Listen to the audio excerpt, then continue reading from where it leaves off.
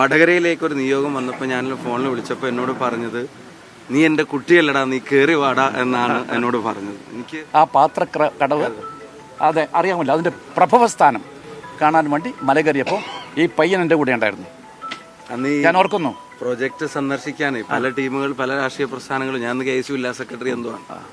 അപ്പോൾ ഈ പല ടീമുകൾ വരുമ്പം എല്ലാവരും അതിൻ്റെ ആ താഴെ വന്ന് നിന്നിട്ട് ഇതിൻ്റെ മേലെയാണ് പ്രൊജക്റ്റ്, ഇത് പ്രകൃതി നശിക്കും എന്നൊക്കെ പറഞ്ഞിട്ട് പോയി. അപ്പോൾ KPCC നിയോഗിച്ച സംഘം സാറാണ് നയിച്ചത്. ആ സംഘമായിട്ട് സാർ അവിടെ വന്നു. ഞങ്ങൾ മണ്ണാർക്കാട് വന്ന് അവിടുന്ന് TV പോയി, അവിടെ പാലത്തിൻ്റെ അവിടെ നിന്ന് ഇറങ്ങി അങ്ങനെ പോയിട്ട് എല്ലാവരും വന്ന് നിൽക്കുന്ന സ്ഥലത്ത് ഞങ്ങൾ കാണിച്ചു. ഇത് ഇവിടെ നിന്നിട്ടാണ് സാർ എല്ലാവരും സന്ദർശിക്കാറുള്ളത്. അവൻ സാറ് ചോദിച്ചു, ഇതിൻ്റെ പ്രഭവ കേന്ദ്രം എവിടെയാണ്? സാർ അതും മണിക്കൂറുകൾ മല കയറണം, അത് പ്രയാസമായിരിക്കും, ഇവിടെ നിന്ന് നോക്കിയാൽ മതി, എല്ലാവരും ഇവിടെ നിന്നാണ് നോക്കില്ല. ചില മാധ്യമപ്രവർത്തകർ പറഞ്ഞു ഇവിടുന്ന് നോക്കിയാൽ മതി.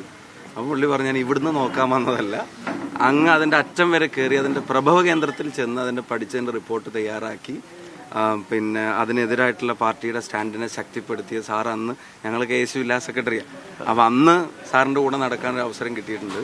ഇപ്പോൾ തീർത്തും അപ്രതീക്ഷിതമായിട്ട് വടകരയിലേക്ക് ഒരു നിയോഗം വന്നപ്പോൾ ഞാൻ ഫോണിൽ വിളിച്ചപ്പോൾ എന്നോട് പറഞ്ഞത്, നീ എൻ്റെ കുട്ടിയല്ലടാ, നീ കയറി വാടാ എന്നാണ് എന്നോട് പറഞ്ഞത്. എനിക്ക് ഈ സാറിൻ്റെ കൂടെ ഇവിടെ നിൽക്കുമ്പോൾ ഉള്ള ഈ സ്ട്രെങ്ത്തും സാറിൻ്റെ വാക്കുകൾ നൽകുന്ന കോൺഫിഡൻസ് ചെറുതല്ല.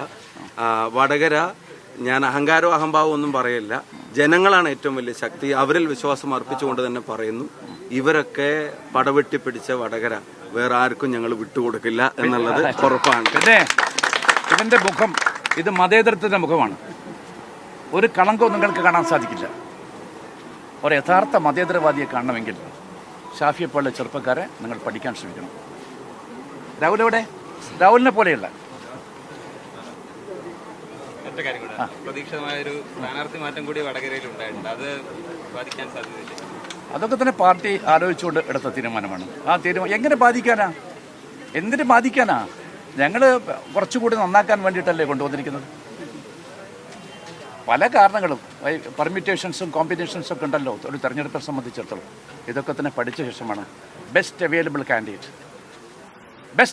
കാൻഡിഡേറ്റ് അത് ഞങ്ങളൊക്കെ തന്നെ ആലോചിച്ചുകൊണ്ട് തന്നെയാണ് ഈ ഒരു കാൻഡിഡേറ്റ് ഞങ്ങൾ തിരഞ്ഞെടുത്തത്. Okay, thank you.